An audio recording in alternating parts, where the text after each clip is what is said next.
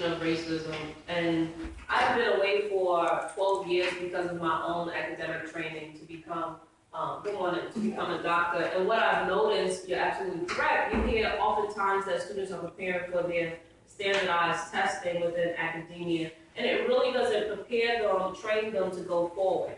So what we need to do, I heard, it's not just the student we should focus on, but parent, but then there's also community. We know that there's the realization of racism. It still persists.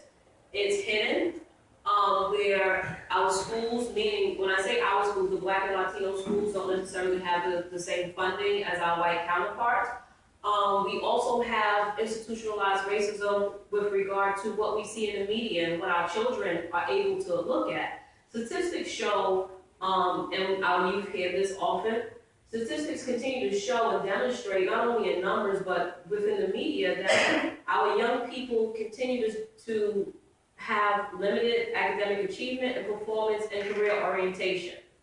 Not only is that a result of their just constant prep for testing, but also the lack of funding within our communities, not just the school system, but the community as a whole. There is really no extracurricular activities to tap into science interests, math interests, creative arts. We don't see that. We see continuously there's a disparity with regard to high school. The census for 2012 said that Hispanics continue to be least likely to obtain their high school diploma, where blacks are least likely to have an advanced degree compared to their Caucasian and Asian counterparts. Asians were said to have the highest percentage of advanced degrees. Why? Historically and present, it said that they have school systems just as our Judaic counterparts, in which they go at more than just 5 days a week, and more than just, 9 months a year. Our summers, what do our youth do in the summer? Everybody wants to play basketball and go to the park, right?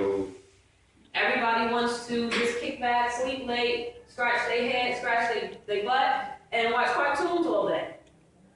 We need to begin to create programs that tap into keeping our young people enriched. Not just during New York starts in September to June. Down south it's August to May. We need to have them educated all year round. Also, what I'm proposing, at least in the second book that I put out, The Steps I Took, is that we need to create an extracurricular activity, group, or class within our curriculum. And what this will look like is having students on a bi-monthly basis, every other week or weekly, depending on what their need is, to begin to ask questions like, good morning. Say for instance,